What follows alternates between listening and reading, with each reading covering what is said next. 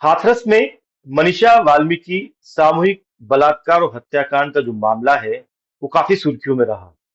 और इसी सुर्खियों के बीच में उसे न्याय दिलाने के लिए एक युवा ने उस पूरे मामले के अंदर अपनी मौजूदगी जाहिर करी, जिसके बाद वो कहीं ना कहीं लोगों के सामने एक मसीहा बन गई। वहां पर जो मामला था वो एक वाल्मीकि समाज की महिला को न्याय दिलाने के लिए था। लेकिन अब उसी मसीहा के ऊपर यौन उत्पीड़न के, मानसिक उत्पीड़न के, धोखेबाजी के, धोखे में रखकर संबंध रखने के और उसके अलावा शादी का झांसा देने जैसे गंभीर आरोप लगे हैं। और ये आरोप लगाए हैं इंदौर की रहने वाली डॉक्टर रोहिणी गावी ने, जो आज हमारे साथ में है। रोहिणी, आपका बहुत बहुत स्वागत है पॉलिटिकल पंचायत पर आज इस खास बातचीत के अंदर में। और मैं हूं रवि मल्होत्रा। तमाम मीडिया चैनल्स हैं, तो अखबार हैं, वो इस वक्त लगातार पिछले 5 महीनों को अगर हम उठाकर देखें तो वो भरे पड़े हैं कि रोहिणी गाविनी ने चंद्रशेखर आजाद, जो मैं बता रहा था कि जिस मसीहा ने जो है वाल्मीकि समाज की मनीषा वाल्मीकि के इस सामूहिक बलात्कार के अंदर जो है न्याय दिलाने के लिए अपनी एक जो हस्तक्षेप किया था। और अब जो है यहाँ पर एक इसी समाज की जो एक युवती है, उसको अपने न्याय के लिए जो है इतनी जद्दोजहद करनी पड़ रही है। और कहीं ना कहीं वो लगातार सोशल मीडिया पर जो है चंद्रशेखर आजाद रावण को लेकर इतने व्यक्तिगत पोस्ट कर रही है, जो शायद आज तक हमने कभी नहीं देखे होंगे इस तरीके के मामलों में। रोहिणी, आखिर क्या है मामला, मुझे थोड़ा सा शॉर्ट में बताएं, क्योंकि मुझे पता है कि काफी कुछ है आपके पास बताने के लिए। कई टीवी चैनल पर जो है लगातार आपके इंटरव्यू चल रहे हैं और लगातार आप आरोप लगा रहे हैं। तो एक बार मैं छोटा मोटा चाहूंगा कि आप कि ये मामला क्या है और कहाँ से शुरू हुआ। देखिए, एक तो सबसे पहले आपने रवि जी बार-बार मसीहा शब्द का उपयोग किया। मसीहा वो होता है जो अपने आप का पूरा जीवन कुर्बान कर दे अपनी समाज के लिए, अपने लोगों के लिए। जैसे इस मसीहा में गिनती आती है बाबा साहब अम्बेडकर की, मसीहाओं में गिनती आती है काशीराम साहब की, मसीहाओं में गिनती आती है दीना भाना वाल्मीकि जी की। आज हम इन लोगों की जीवनी पढ़कर हमारे जैसे जो नई पीढ़ी के युवा हैं, वो सीखते हैं, समझते हैं और समाज के लिए संघर्ष और क्या ईमानदारी होती है उसको देखते हैं। तो मसीहा बन जाना इतना आसान नहीं होता, मसीहा बनने के लिए अपने खून की कुर्बानी देनी पड़ती है, वो होता है मसीहा। ऐसे ही कोई मसीहा नहीं बन जाता, पहली चीज़। दूसरी चीज़ कि आपने ये कहा कि क्या मामला है, मैं पिछले 5 महीने से लगातार प्रयास कर रही हूँ कि जो मेरी ज़िंदगी में जो मेरे साथ अन्याय हुआ है उसके खिलाफ लड़ने के लिए, क्योंकि लड़कियाँ लड़ नहीं पाती हैं। हमारे देश में, हमारे समाज में महिलाओं को अन्याय सहना सिखाया जाता है, कहना नहीं सिखाया जाता। और जो महिला कहने के लिए बाहर निकलती है, अपनी दहलीज़ लांघती है, कोर्ट कचहरी तक जाती है, उसे चरित्रहीन का धब्बा लगा दिया जाता है। क्यों? क्योंकि वो अपने लिए बोल रही है। कुछ ऐसा ही मेरे साथ हो रहा है, मैं पिछले 5 महीने से लगातार प्रयास कर रही हूँ एफआईआर रजिस्टर कराने के लिए। दिल्ली पुलिस से मैंने संपर्क किया, 23 जून से मैंने एप्लीकेशन स्टार्ट कर दी, वहाँ पर कंप्लेन करना स्टार्ट कर दी, लेकिन अभी 5 महीने हम अक्टूबर के महीने में बैठे हैं, कोई कार्रवाई नहीं हुई। लेकिन आप पर तो मुझे एफआईआर दर्ज हो गई। लेकिन आप पर तो एफआईआर दर्ज हो गई। आपने एफआईआर अब दर्ज करवाई नहीं है, करवाई तो रखी, वो एफआईआर यही दर्ज तो नहीं हुई, लेकिन सबसे आप पर बड़ा एफआईआर दर्ज हुई है। देखिए, यही सबसे बड़ा अन्याय है कि एक ताकत में रहने वाला व्यक्ति और सत्ता को फ़ायदा पहुँचाने वाले व्यक्ति की सुनवाई कितनी जल्दी होती है। इस ताकत के आज पीछे मैं भी तो कहीं ना सत्ता कहीं को आप फ़ायदा हैं, इस पहुँचाने ताकत के लायक पीछे भी नहीं कहीं ना हूँ। कहीं आपके जो पोस्ट है वो बताते हैं कि ये जो ताकत आज चंद्रशेखर आजाद को जिस तरीके से मिली है, तो कहीं ना कहीं आपने उनको जो है, जब उनकी जमानत जब्त हो चुकी थी योगी के सामने, उसके बाद अगली बार जब वो 2024 के अंदर जब नगीना सीट से सांसद बने, तो लगातार आपने उनका मनोबल बढ़ाया है। तो क्या ये जो मैं ताकत वही मिली तो है वो आपके ही अगेंस्ट हो चुकी है आज। वही मैं समझाना चाह रही हूँ कि जब संघर्ष था, जब गरीबी थी, जब कुछ भी नहीं था, जब बहुत ज़्यादा संघर्ष कर रहे थे, तब तक रोहिणी एक उसकी तरह लग रही थी कि रोहिणी के अलावा कोई और है ही नहीं ज़िंदगी में।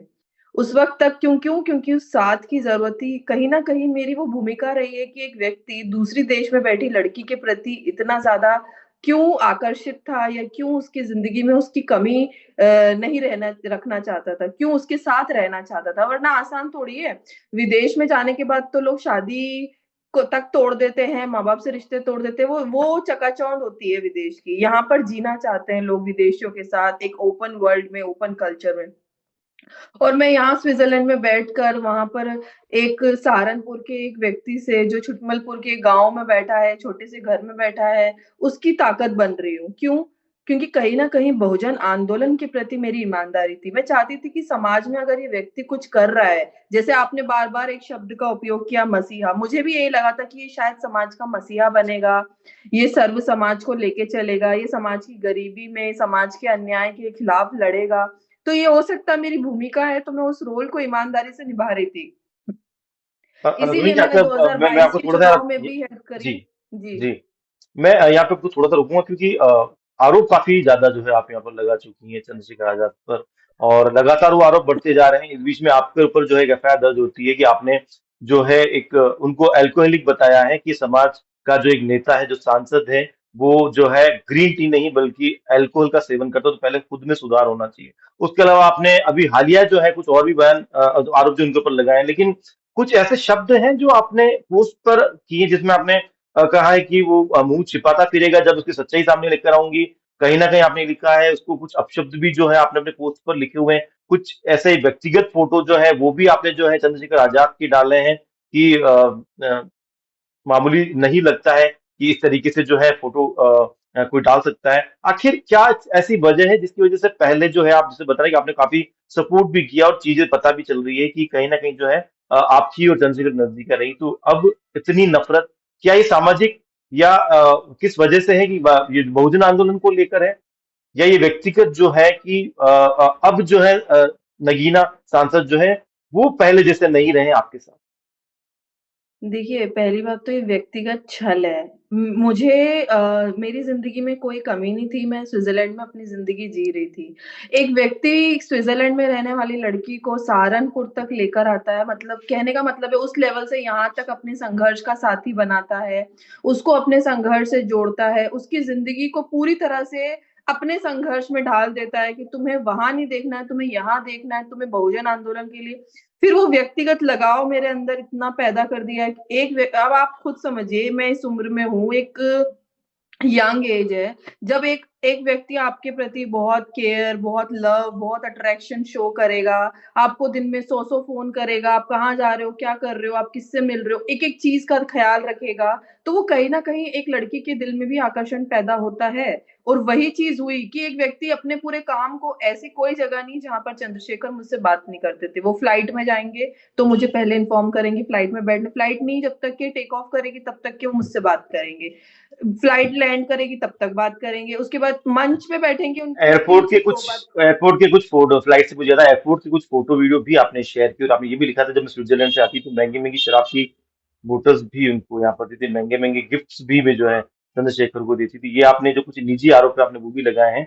इसके अलावा कुछ और चीजें जो आप पर भी आरोप लगे हैं कि कहीं ना कहीं आप एक राजनीतिक दल के इशारे पर ये सब कुछ कर रहे हैं।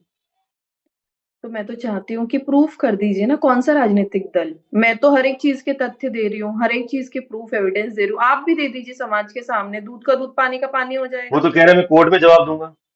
तो कोर्ट में जवाब दोगे कैसे? एफआईआर ही नहीं हुई है। आप तो एक तरीके से बच रहे हो समाज के सवाल से और मीडिया के सवालों से सिर्फ़ ये बोल-बोल के कि कोर्ट में जवाब दूँगा। अब आप खुद बताइए बिना एफआईआर रजिस्टर हुए कोर्ट में जाएँगे कैसे? अब ये 5 महीने तो इसी जवाब के लिए निकल गए। 5 महीने से उन्होंने यही चीज़ बोली, कोर्ट में जवाब दूँगा और अभी जब एफआईआर ही नहीं हो रही तो कोर्ट में जवाब दोगे कैसे? पर कहीं ना कहीं जब कुछ ऐसे व्यक्तिगत जो है कुछ सोर्स से एक बात सामने आई है कि उनका ये भी कहना है कि मैं जो है इस तरीके से कोर्ट के अंदर मैं तुम्हारी बदनामी नहीं करना चाहता। आपकी लास्ट बात कब हुई है चंद्रशेखर आजाद से? देखिए, मैं तो 25 जून को आखिरी बार मेरे पास फ़ोन आया था, जब मैंने कंप्लेन कर दी थी एनसीडब्ल्यू में, जब ये पूरी पब्लिक में आ गई, तब उन्होंने समझाने के लिए कि तुम जानती हो मेरे संघर्ष को, हमने बहुत बुरा वक़्त एक-दूसरे के साथ बिताया है, हमने कि संघर्ष में रहे, अब सारी चीज़ें खत्म हो जाएगी। तो मैंने कहा, ये तो तुम्हें पहले सोचना चाहिए था, 1 साल से मैं डिप्रेशन में जब मैं मर रही थी, तुमने मुझे मरने के लिए छोड़ दिया था। तुमने मेरे सम्मान के साथ खेला, तुमने मेरा जो भी जितना मैंने हार्ड अर्न रिस्पेक्ट कमाई थी, एक वाल्मीकि समाज से की बेटी स्लम एरिया से निकल के स्विट्जरलैंड तक तुमने सब कुछ स्पॉइल कर दिया और अब तुम उस चीज का जवाब भी नहीं देना चाहते हो। तुम बोल रहे हो मैं तो जानता भी नहीं हूँ इस लड़की को, मेरा इसके साथ कोई लेना देना नहीं। तो फिर मैं अपनी बात मैं इतने बड़े कलंक के साथ कैसे जीऊंगी? एक लड़की के लिए इज्जत ही तो सबसे बड़ी चीज होती है और अगर उस इज्जत के ऊपर ही दाग लगेगा तो एक लड़की का लड़ना स्वाभाविक है। आपको लगता है कि आप जिस तरीके से आप अपने पोस्ट कर रही हैं सोशल मीडिया पर, लगातार आप लिख रही है कि मैं हर एक चीज का प्रूफ जो है सामने ला कर दूंगी, तो क्या इसलिए आपकी एफआईआर और इसलिए आपका मामला कोर्ट में जाने नहीं दिया जा रहा है, ताकत के दबाव में, कि कहीं जो है प्रूफ सामने आ जाए? देखिए, जो आईजीआई एयरपोर्ट के जो पुलिस ऑफिसर्स हैं, डीसीपी, एसीपी, आईओ जो बनाई थी, उन्होंने ऑलरेडी काफ़ी सारे जो मैंने तथ्य, प्रूफ्स, एविडेंस दिए, उसको वापस क्रॉस एग्ज़ामिन, क्रॉस चेक भी कर लिया कि जी। मैंने जहाँ-जहाँ की जगह बताई सब कुछ। तो वो एक बात तो समझ चुके हैं पुलिस ऑफिसर्स कि ये बहुत स्ट्रॉन्ग केस है, अगर ये रजिस्टर होता है, तो चंद्रशेखर को सज़ा होगी। सिर्फ इसी वजह से वो एफआईआर ही नहीं होने दे रहे हैं, क्योंकि अगर केस मजबूत नहीं होता, तो बोलते ठीक है 4 दिन चलेगा, वापस हट जाएगा, मैं बाइज्जत बरी होकर निकल जाऊँगा, समाज में सम्मान कमा लूँगा। लेकिन आपको डर क्यों है? क्योंकि आप जानते हो कि रोहिणी एक-एक बात सच बोल रही है और सच कभी नहीं छुप सकता। कोई भी सच हो, मैं जो भी सच बोलूँगी, वो जो भी सच बोलेंगे, कोई भी सच कभी नहीं छुपता, समाज के सामने आएगा, हम दोनों सामाजिक हैं, समाज के सामने हर एक चीज़ आएगी। आपके माता-पिता जो है उनका भी इंटरव्यू हुआ है। उन्होंने कहा है कि अगर न्याय नहीं मिलता है तो हम सामूहिक रूप से आत्महत्या करेंगे। एक बड़ा बयान उनका जो है वो यहाँ पर सामने आया। तो क्या ये फ्रस्ट्रेशन इतना ज़्यादा बढ़ चुका है कि आपका पूरा परिवार, आपके जो भाई-बहन हैं वो भी जो है कहीं न कहीं जो है पूरे मामले को लेकर पज़ल चल रहे हैं। आप स्विट्ज़रलैंड में बैठकर और आपका जो परिवार है वो इंदौर में बैठकर। तो आप समझिए ना कितना ज़्यादा आहत पहुँचा है इस पूरे मामले से, क्योंकि मेरे पेरेंट्स मुझे जानते हैं, उन्होंने मुझे पाल-पोस के बड़ा किया, यहाँ तक भेजा, वो जानते हैं कि हमारी बेटी कितनी सीधी, कितनी सच्ची है। वो कभी भी किसी का बुरा कर नहीं सकती और वो भी ये भी देख रहे थे कि इस इंसान के साथ भी वो कितना लगाव रखती थी, कितना उसको सपोर्ट करती थी, एक छोटे बच्चे की तरह उसकी केयर करती थी, हर एक चीज़ में दवाई खाई कि नहीं, डॉक्टर के पास गए कि नहीं, एक-एक चीज़ में ध्यान रखती थी। तो उन्होंने ये चीज़ देखी, ये मेरे घर जाते थे, मेरी फैमिली से मिलते थे, उनको भी यही फ़ील कराते थे कि मैं अब परिवार का हिस्सा हूँ, मैं अलग नहीं हूँ और मेरे घर जाना अपनी पूरी टीम को लेकर दिल्ली में कहीं मेरे पेरेंट्स आते हैं, उनसे मिलना, इंदौर में कभी जाएँगे, तो सारे फ़ोटोग्राफ्स भी हैं। सब लोग जब देख वायरल भी हुए हैं फ़ोटोज़। तो इतना ज़्यादा पारिवारिक संबंध बना लेना, फिर मेरे पेरेंट्स ये देख रहे हैं कि हमारी लड़की 5 साल से आज इतना संघर्ष कर रही है, हमें वहाँ पर पैसा कमा के आज हमारी गरीबी दूर करी, तीनों बच्चों की एजुकेशन में हेल्प करी, घर में मेरे पापा-मम्मी को मैं वादा करके आई थी।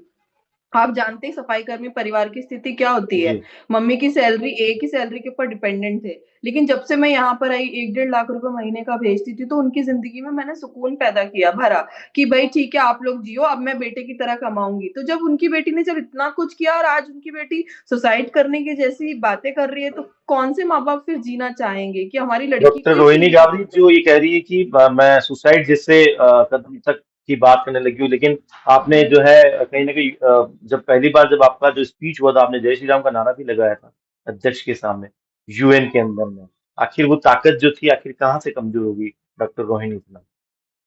मानसिक रूप से एक लड़की को, एक इंडिपेंडेंट वुमन को, वर्कहॉलिक वुमन को अगर इस आज के दौर में हराना है ना, तो उसको मानसिक पीड़ा दो, क्योंकि वो और किसी तरीके से तो वो हार नहीं सकती। वो अपने आप में इतनी मजबूत है कि वो लड़ लेगी, वो वर्क प्लेस पे लड़ लेगी, वो अपनी पोजीशन के लिए लड़ लेगी। लेकिन अगर एक लड़की को, क्योंकि लड़कियां भावनात्मक होती हैं और वही पीड़ा मैंने, क्योंकि मुझे पैसा कमाने की पैसे में मेरे ज़िंदगी में कोई कमी नहीं, मैं कमाना जानती हूँ, मैंने पीएचडी कंप्लीट की है यहाँ पर, मैं अच्छी जॉब करती हूँ, मैं यूएन में अपनी पोज़ीशन बना चुकी हूँ। तो वो मुझसे कोई नहीं छीन सकता, लेकिन मुझे कहाँ आहत पहुँचाएगी?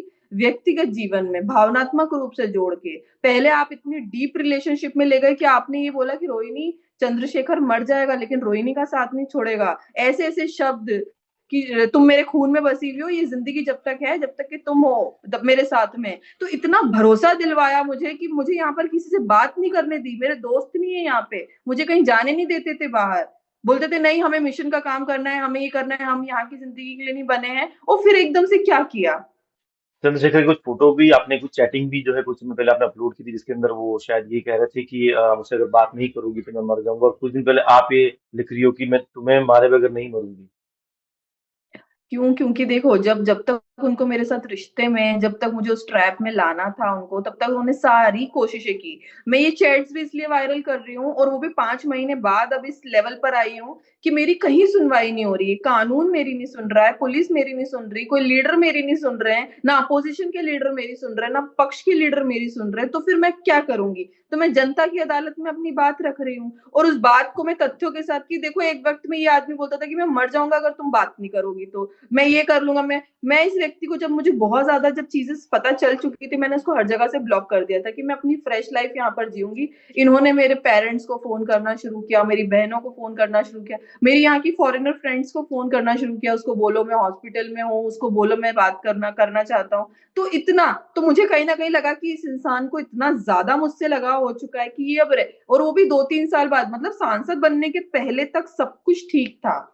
सांसद बनने के बाद चीज़ें बदली, मतलब ये व्यक्ति बस ये चाहता था कि अगर सफलता मिली, तो मैं रोहिणी को छोड़ दूँगा, और अगर सफल नहीं हुआ, तो मुझे एक अच्छी-खासी लड़की मिल ही रही है कमाने वाली, वहाँ पर ज़िंदगी मैं स्विट्ज़रलैंड में जाकर अपनी ज़िंदगी जीऊँगा, क्योंकि चुनाव हारने के बाद मुँह छुपाते कहाँ?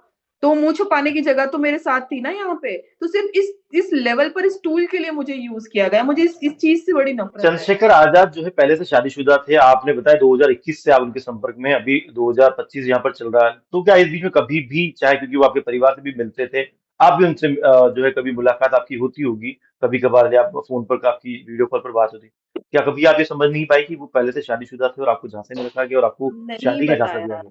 नहीं बताया उन्होंने, यहाँ तक कि मुझसे तो रात भर बात करते थे। मैं कैसे पता कर लूँगी कि कोई आदमी शादीशुदा है, जो मुझसे रात में वीडियो कॉल कर रहा है, जो मेरे घर जा रहा है। कभी मेरे पापा-मम्मी के सामने भी ये चीज़ नहीं बोली कि हाँ, मेरी शादी हुई है, ये और वो। जब तक कि इन्होंने चुनाव नहीं लड़ा, इनके पड़ोसी को भी नहीं पता चला था। इन्होंने छुप के शादी की है, और वो भी ब्लैकमेल हो रहे थे। वो महिला इनके खिलाफ एफआईआर करने जा रही थी, प्रेग्नेंट हो गई थी। ये सारी कहानी इन लोगों ने ही मुझे बताई है, और इनकी पार्टी का एक-एक व्यक्ति सहारनपुर में, आप छुटमलपुर में जाकर पूछ लो, हर एक व्यक्ति आपको यही कहानी बताएगा जो मैं बता रही हूँ। आरोप तो आपने सब रोहिणी यही काफी, जानते हैं। बिल्कुल डॉक्टर रोहिणी, आपने काफी आरोप जो लगाए हैं, कि कुछ ऐसे आरोप आपने लगाए हैं जो काफी ज्यादा जो है एक सांसद की छवि को जो है धूमिल कर सकते हैं। और अगर वाकई में एफआईआर दर्ज होती है उसके ऊपर, आप जिस तरीके से चीजें बताई, तो कहीं ना कहीं जो है अरेस्ट भी हो सकते हैं। आपने लिखा है कि अपने पोस्ट में लिखा है कि काफी जो दलित युवतियां हैं उनका भी शोषण किया है, और आप ये कह रही हैं कि मैं प्रूफ के साथ सामने आऊंगी। बिल्कुल, जो लड़कियों से इनके साथ जिन लड़कियों के साथ इनका अफ़ेयर था, बाद में जब मैंने आवाज़ उठाई, तो वो लड़कियाँ भी मी टू करके मेरे पास आई कि हमारे साथ भी सेम यही हुआ। अभी एक आगरा की लड़की ने बताया, एक सहारनपुर की लड़की ने बताया, एक हरिद्वार की। तो ऐसे अलग-अलग लड़कियों ने मुझे ये सब चीज़ें बताई कि हमारे साथ भी सेम स्टोरी हुई है रोहिणी। जब तक इसको रिलेशनशिप में रहना होता है, ये रहेगा, और जैसे ही लड़की शादी का बोलेगी कि चलो अब हो गए 2-3 साल, अब शादी का क्या? तो ये छोड़ देगा उस लड़की को। तो अब ये इसका लड़ाई एक आप पैटर्न बन चुका था। अब ये लड़ाई आपकी जो है किस राह पर जा रही है? अभी कुछ समय पहले जिस तरीके से बिहार चुनाव को लेकर अभी मायावती की एक बड़ी रैली थी, आपने आपने जो एक बड़ा बयान वहां पर ये भी दिया है कि ये जो भीड़ है ये कोई पैसे से लाई हुई भीड़ नहीं है। और जिस तरीके से जो है मायावती को लेकर आपने उनकी रैली का एक वीडियो भी डाला आपने, और वहां पर कुछ लिखा, वो आप खुद ही बताएं कि क्या लिखा है आपने वहां पर। देखिए, बहन जी की रैली की तैयारी काफ़ी टाइम से चल रही थी, और ये हमारे बहुजन समाज का एक शक्ति प्रदर्शन था जो राष्ट्रव्यापी था, राष्ट्र स्तर पर लोगों ने देखा। उसको लेकर मैंने खुद भी यूएन से भी वीडियो बनाई थी कि लोगों को जानना चाहिए कि एक्चुअल में बहुजनों की ताकत क्या है। देखो, हम जिस कौम में जन्मे हैं, उस कौम के सम्मान के लिए लड़ना हमारा पहला कर्तव्य बनता है। तो हमने उसी चीज़ को लेकर, बहन जी की रैली को लेकर प्रमोट किया, और उस बताया और देखा कि कहते हैं, कुछ लोग कह रहे हैं कि 10-15 लाख की जनसंख्या थी वहाँ पर, लोग थे वहाँ पर, उतनी संख्या में लोग आए थे वहाँ पे। तो वो एक खुशी का वो था कि चलो, एक बहन जी के आह्वान पर जो लोग हँस रहे थे कि एक सीट नहीं है, अभी एक सीट के लिए लड़ रहे हैं, और वो उस चीज़ को लेकर फिर बहन जी ने बातों-बातों में इनडायरेक्ट रूप से एक चीज़ कही कि ऐसे स्वार्थी बिकाऊ लोग इस आंदोलन को खत्म करने के लिए पार्टी बना-बना के खड़े हुए हैं। वो कहीं न कहीं इशारा चंद्रशेखर की तरफ था, तो मैंने उसी चीज़ को आगे बढ़ाते हुए कहा कि आप स्वार्थी बिकाऊ के साथ महिला शोषणकारी भी कहिए, क्योंकि इस व्यक्ति ने बहुजन आंदोलन के नाम पर, क्योंकि ये ठेस पहुँचाई है। अगर ये व्यक्ति बहुजन आंदोलन का नाम नहीं लेता, तो शायद मैं इससे बात भी नहीं करती कभी, क्योंकि कुछ और था ही नहीं इसके पास मेरे साथ रहने के लिए। तो मुझे उसी चीज़ से जोड़ने के लिए बार-बार, बार-बार, तो मुझे तकलीफ इस बात की है कि तुमने बहुजन आंदोलन को भी कलंकित किया है। अगर तुम बहुजन आंदोलन के प्रति इतने ईमानदार होते, तो तुम कभी इस तरह की करते ही नहीं गलती। एक 35-36 साल का आदमी, कोई वो टीन एज में नहीं है, 18-19 साल का नहीं, 35-36 साल का आदमी सोच समझ के साथ फैसला लेता है। तो जो तुमने फैसला लिया है, वो तुमने बिल्कुल प्लानिंग के साथ लिया है, तुमने प्रॉपर ट्रैप की करने की कोशिश की है, और इंटेंशनली की चंद्रशेखर है। आजाद अगर आपको फोन कर कर अपनी चीजों की माफी मांग ले और सब कुछ चीजें अगर फिर से सही करने की बात करें, तो क्या स्टैंड रहेगा आपका? नहीं, देखिए, माफ़ी शायद तकलीफ़ की हो सकती है, माफ़ी घाव भर सकते हैं, लेकिन जो ठेस मेरे स्वाभिमान सम्मान पे पहुँचाई है, जो मेरे आत्मसम्मान को को चूर-चूर किया है, उसकी माफ़ी नहीं हो सकती। उसके लिए माफ़ी जैसा शब्द बहुत छोटा है। मैंने बहुत मुश्किल से वाल्मीकि बस्ती से निकल के यहाँ तक इमेज आज मैंने अपना देश छोड़ा, अपना परिवार छोड़ा, यहाँ पर अकेले इतने बड़े घर में अपनी ज़िंदगी क्यों बिता रही हूँ? सम्मान के लिए। और उस सम्मान को ही कलंकित कर दिया किसी व्यक्ति ने अपनी छवि को बनाने के लिए, तो उसको मैं माफ़ कभी नहीं कर सकती।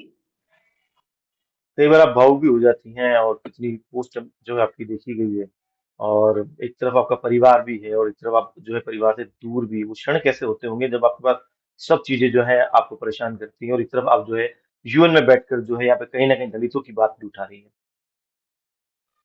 देखिए, डिप्रेशन का दौर ऐसा दौर होता है जब इंसान को ना अपनों की ज़रूरत होती है, अपने परिवार की ज़रूरत होती है, अपने कंधों की ज़रूरत होती है। ऐसा वक़्त मैंने पराए देश में अकेले बिताया है। सोचो मेरी मानसिक स्थिति कितनी कमज़ोर हुई होगी उस टाइम पे, कितनी तकलीफ़ हुई होगी, कितना बड़ा विश्वासघात था मेरे साथ कि ये मेरा बार-बार सवाल है कि इस आदमी को अगर यही सब करना था, तो ये मेरी ज़िंदगी में इतनी खूबसूरत ज़िंदगी में घुसा क्यों? मैं तो यहाँ कुछ बनने आई थी, पढ़ने आई थी, अपने आप को आगे आज मेरी प्रोग्रेस कहीं और होती 5 साल में। शायद मैं अपनी खुद की कंपनी यहाँ पर खड़ी कर लेती क्योंकि जिस एनर्जी के साथ मैं आगे बढ़ रही थी यहाँ पर अगर आप जेनेवा में लोगों से बात करोगे तो वो बोलेंगे कि सबसे ज्यादा हार्ड वर्किंग गर्ल है ये लड़की है ये 15-15 घंटे काम करना जानती है ये। चंद्रशेखर आजाद एक बड़ी पार्टी को के जो लीडर हैं, उसके अलावा आपकी जो है चंद्रशेखर से बात भी हुई थी बसपा में विलय को लेकर, और आप चाहती थी कि मायावती जो है बहन जी उनसे आपकी मुलाकात भी हो, लेकिन वो मुलाकात हो नहीं पाई। एक्चुअली इन्होंने जब देखा कई बार इनकी पार्टी की प्रोग्रेस हो जैसे 22 के इलेक्शन के बाद जमानत जब्त हो जाना, लोगों का पार्टी छोड़ना, बहुत सारी चीजें तो उस वक्त तक फिर मेरे दिमाग में भी यही चाहिए मैंने बहुत समझाने की कोशिश की कि देखो बंटवारे से कभी भी किसी का भला नहीं हुआ है, बंटवारे से सिर्फ नुकसान हुआ है और जो हम वोटों का बंटवारा कर रहे हैं समाज के बीच में इससे भला नहीं होगा।